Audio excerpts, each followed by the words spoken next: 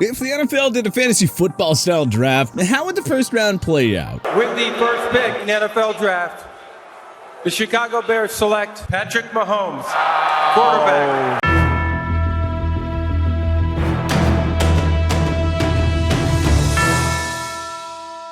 The order was based on the 2023 NFL Draft Order, excluding traded selections. So, let us dive into our first round mock draft of active NFL players. Number 1, Chicago Bears, Patrick Mahomes. Yeah, this is kind of a no-brainer here for a team that hasn't had a true franchise QB since Sid Luckman, who played his final season back in 1950. Mahomes is just the best QB in the game right now, with 3 AFC Championship banners, 2 MVP awards, and a pair of Super Bowl rings on his resume. The Bears would waste no time turning this card over to Roger Goodell. Number 2, Houston Texans, Josh Allen. Houston would have a nice batch of franchise QBs to change from. The guess here is that Nick Caserio and DeMeco Ryans go with the dual threat sensation who has thrown 108 TD passes since 2020, third most in the span behind only Mahomes and Aaron Rodgers. Deshaun Watson was a star in Houston for 4 years, but he didn't have Allen's arm or mobility to take over games. Texans fans would unquestionably give Mr. Allen a warm welcome. Number 3, Arizona Cardinals, Joe Burrow. Arizona would happily take whoever remains between Allen and Burrow at number 3 here. Joe Cool's swagger, poise, and confidence would immediately breathe new life into one of football's saddest franchises, which is what we've seen him do in Cincinnati. Number 4, Indianapolis Colts, Justin Herbert. For nearly 2 full consecutive decades, the Colts were blessed with 2 elite pocket passers in Peyton Manning and Andrew Luck. Herbert is a 5-star pocket passer that oozes with confidence and excellent decision-making. He joins the list of great Colts quarterbacks with this pick, giving the franchise a much-needed fresh start following the disastrous Carson Wentz and Matt Ryan eras. Number 5, Denver Broncos, Jalen Hurts. Why give up all those draft picks for Russell Wilson when you can draft a young QB coming off an MVP-like season that nearly culminated in a Super Bowl? Nick Sirianni has done amazing things with Hurts as his quarterback. We don't doubt that the future Hall of Famer Sean Payton would also manage to develop Hurts into a franchise signal caller as well. Number 6, Los Angeles Rams, Trevor Lawrence. The Rams still have that relatively fresh Super Bowl 56 banner hanging in SoFi Stadium, but Sean McVay and company decided to move on from Matt Stafford and go with a much younger, cheaper, and healthier option. T-Law broke out as a sophomore with Doug Peterson as his head coach. If McVay can make Jared Goff a Super Bowl starting QB, the sky is the limit in regards to what he could do with a generational QB prospect like Lawrence. Number 7, Las Vegas Raiders, Aaron Rodgers. Entering his age 39/40 season, Rodgers isn't exactly young anymore, but the man can absolutely still ball out. Plus, an owner like Mark Davis would especially want Rodgers to help market his team in a dream destination like Sin City. Number 8, Atlanta Falcons, Dak Prescott. So now we're entering the second to third tiers of available QBs in this exercise. Prescott definitely isn't a top 10 player in the league, but he is a top 10 QB at the game's most important position. Number 9, Carolina Panthers, Justin Jefferson. Hey, the first non-QB off the board. The Panthers, who haven't had a bona fide superstar at wideout since Steve Smith Sr. JJ is the best receiver in the game, and Carolina can't pass on his talents here as they get their go-to weapon. Number 10, New Orleans Saints, Lamar Jackson. New Orleans was an irrelevant franchise before Drew Brees arrived, and, well, they haven't gotten much going since his 2021 retirement. In other words, QB is the only option here. So how about the 2019 League MVP and the game's best rushing quarterback? Number 11, Tennessee Titans, Jamar Chase. With all the number 1 and number 2 tier QBs off the board, the Titans go with the next best receiver in Jamar Chase. The Titans passing game took a major step back in 2022 following the ill-fated decision to trade A.J. Brown. They can somehow make things right again by taking this bona fide superstar who would do wonders with any QB throwing him the ball. Number 12, Cleveland Browns, Myles Garrett. The Browns took the star pass rusher first overall in 2017. 74.5 sacks and 13 forced fumbles later, we would say that the Browns did just fine with this pick. Number 13, New York Jets, Micah Parsons. We can hear Jets fans screaming for a QB here.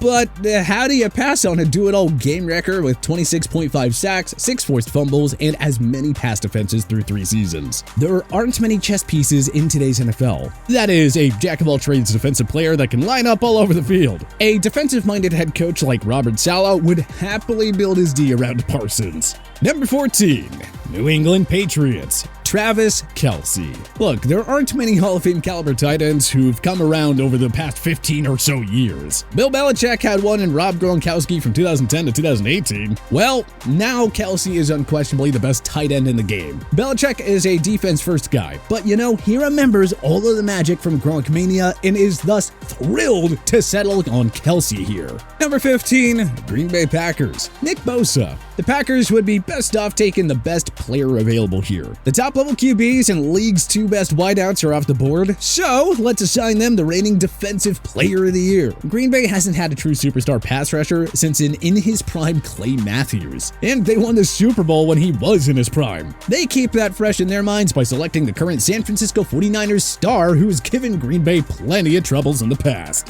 Number 16, Washington Commanders, Deshaun Watson. Alright, despite all of his off-the-field issues and concerns, Watson would most likely go in a real-life round 1 mock draft. That's just sort of the reality of the NFL. The Commanders have been a graveyard for quarterbacks for a quarter century now and counting. We're sure this dysfunctional franchise would not mind taking a Pro Bowl level QB, even if it meant bad PR. Number 17, Pittsburgh Steelers, TJ Watt. The Steelers struck gold when they took J.J. Watt's younger brother 30th overall in 2017. It's no coincidence that the Steelers haven't suffered a losing season since Watt's arrival, even though the Steelers have been hampered by largely lackluster QB play.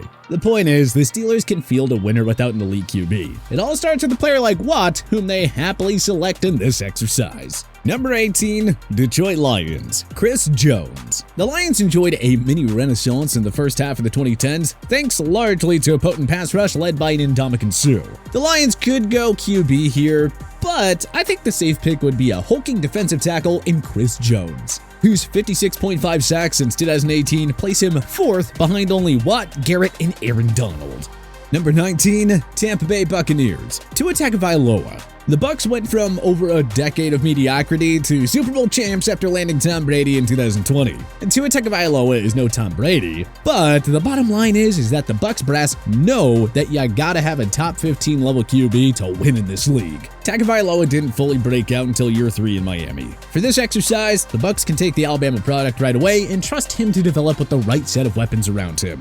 Number 20, Seattle Seahawks, TYREEK Hill. Plenty of options on the table here for the Seahawks, but it would be hard to pass on the league's fastest receiver who's also a consistent threat to win the receiving crown. I mean, Hill turned Alex Smith and Tua Tagovailoa into stars. Seattle can take Hill here and take comfort in knowing that he would help their new QB fit in right away. Number 21, Miami Dolphins, Aaron Donald. Donald's age is the one thing that forced him to drop out of the top 20 here, but he is still someone any team would just love to build a franchise around in a hypothetical exercise like this. And Miami, of all teams, should know what it's like to have a 5-star pass rusher that can single-handedly take over games. See Jason Taylor, Cameron Wake, et al. Number 22, Los Angeles Chargers, Sauce Gardner.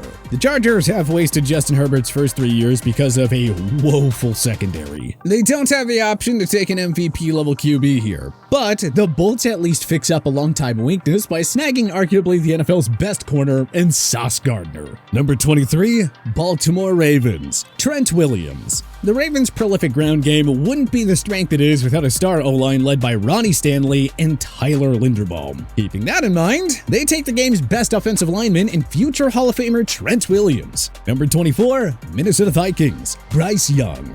Here's a bold scenario. The Vikings don't like the veteran QBs that remain on the board, Kirk Cousins included, so they take a chance on the man the Carolina Panthers took first overall. There are concerns about Young's size and frame, but the skill set is just way too high for the Vikes to pass on. Number 25, Jacksonville Jaguars, Jalen Ramsey. Forget about Ramsey's ugly departure from Jacksonville. Tom Coughlin and Doug Marrone are long gone, and Ramsey would probably love playing for a renowned players coach and proven winner like like Doug Peterson. Ramsey was one of the few first-round picks the Jaguars hit on in the 2010s. I think they're willing to take the risk and reunite with him 4 years after his well-documented and heated exit from the organization. Number 26, New York Giants, Davante Adams. The Giants go with the best player available mentality and take the guy who's been in the conversation as the NFL's best wideout for over a half-decade and counting. The Giants don't need to worry about a QB here. Not with a world-class receiver like Adams here to make things even easier in the offense. Number 27, Dallas Cowboys, Cooper Kupp. This better not seem too high for Cowboys fans. Kupp is just 2 seasons removed from arguably the greatest single season for a wideout ever, postseason included. So Jerry Jones comes away very happy here. Number 28, Buffalo Bills, Christian McCaffrey. He may be listed as running back, but McCaffrey is also a former 1,000-yard receiver. When healthy, Run CMC is one of the NFL's top-of-the-top offensive playmakers. Buffalo can't take Josh Allen in this exercise, so they go with a guy capable of putting up 2,000 yards of offense every year, who will thus take much of the pressure off of the quarterback. Number 29, Cincinnati Bengals, Stefon Diggs. No Jamar Chase available, but the dominance of Jamar Chase, T. Higgins, and Tyler Boyd have the Bengals feeling pretty good about a receiver here. Diggs has surpassed the 100 catch and 1,200 receiving yard marks in each of his last 3 years with the Bills. Cincy takes a borderline top 5 receiver here and waits another day to get their QB. Number 30, San Francisco 49ers, Joey Bosa. Can't have Nick Bosa, but the 49ers would happily settle on his older brother as a consolation prize. Joey hasn't reached Nick's level of eliteness due to injuries, but 60.5 sacks in 84 career games on a mediocre Bolts team is no joke. Number 31, Philadelphia Eagles, CeeDee Lamb.